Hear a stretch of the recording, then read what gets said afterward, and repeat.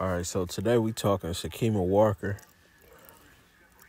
former high school number 63 ranked in the 2020 class, the star-studded 2020 class with Paige at 1, Angel at 2, Brink at 3, Clark at 4, Cardoso at 5, Diamond Johnson this looked like the LeBron D-Wade Melo class. Diamond Johnson at 6, Van Lith at 7, Parrish 8, Williams at 9, Kelly at 10, Pow at 11.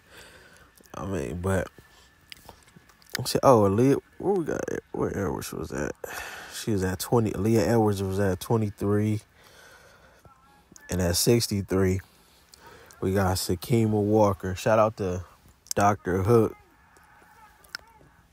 for this one. But so Sakima, she went into South Carolina and Ole Miss for a visit, just like we seen Anissa going. She was going around taking her pictures, and I gotta say her story really stood out to me because it's like the ultimate comeback. Let's go to her channel, to her page real quick. Sakima Walker. So she posted this.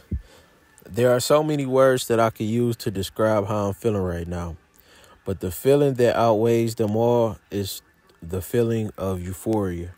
To say I'm simply happy would be an understatement. Minor setback to a major comeback. Not a lot of people know my story or how I got here, so I'll just say this. I was in one of the darkest places of my life, pretty much all last year, battling depression, so many other things leading up to me being ineligible to finish out the rest of my season at Rutgers. I dug myself into a very deep hole that I couldn't get myself out of. I fell out of love with the game. I didn't know who I was. I lost myself. Didn't believe in myself. Doubted myself. I didn't want to be here. I didn't have the grades to transfer, nor did I have the grades to stay. I didn't know what my next move would be. I thought it would be the end for me, and I'm sure plenty of others thought the same thing. However, I found Northwest. And then she starts the title with Northwest Florida State College. My second chance, my second home, my revival. The people closest to me could tell you that initially I dreaded coming here. And not here specifically, but going to Juco. I felt that it was a step backwards and that I would never be back playing Power 5. But as time passed and I grew to accept my situation and to accept my new home, my new family with open arms and let my guard down to allow myself to see what was in store for me, Sakima, Love Walker. Man, it changed my life. Northwest changed my life. Maybe even saved me. So now I view my situation as being a part of the plan. I am adding to my story, her story, to be continued. Now, that's powerful right there. Because a lot of people, we seeing more and more, from Simone Biles to Kevin Love, and many others in sports have come out with the pressure of just being in that light and the mental health that comes with it and just everyday people. So for her to go through that situation and bounce back to the point where she's now won a championship at the Juco level, started with Rutgers, played 17 games one year, 15 games another year, didn't really have the success that she wanted, end up, humbling herself a little bit because life will do that to you sometimes. You're the daughter of an NBA player. It's probably high expectations. That's a lot of pressure. Like, people just look at Steph and they think, like, man, that's just, it's whatever they look at. They don't really understand what goes into that. Like, picture of your parent did something so good. Like, even Bronny. Everybody, well, he ain't really that good. It's just so much pressure with that alone of your parent being in this field. And if you don't succeed immediately, it's like it's other people there that's mad because you got that situation. But then it's an expectation that you want yourself to live up to that height.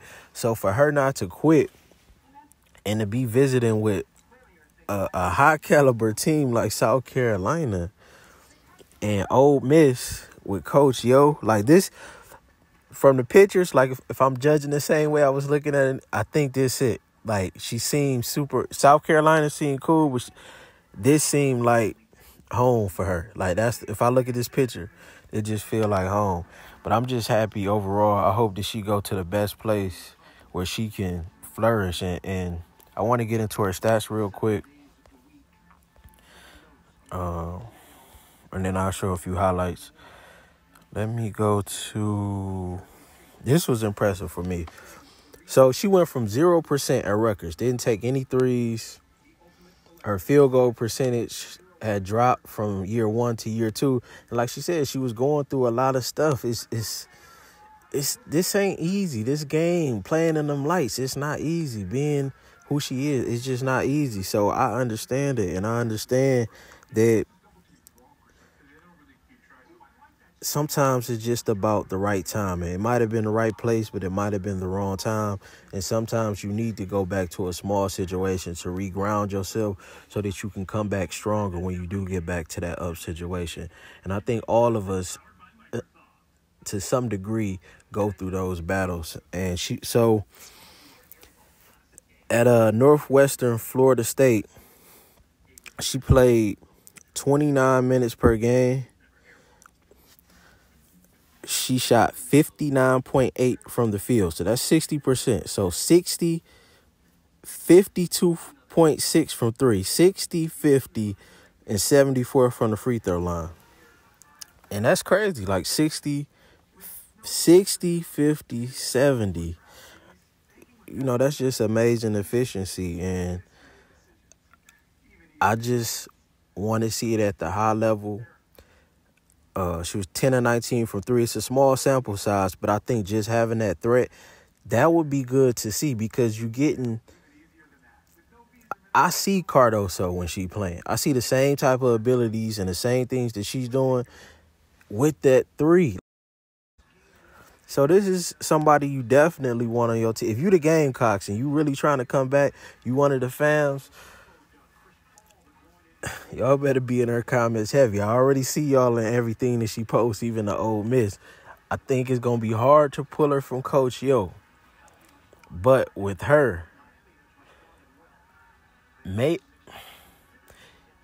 if she really gets like, if she really gets high usage and gets a green light, I think the sky's the limit. And picture a lineup with both of them. And you got 6'6", 6'7".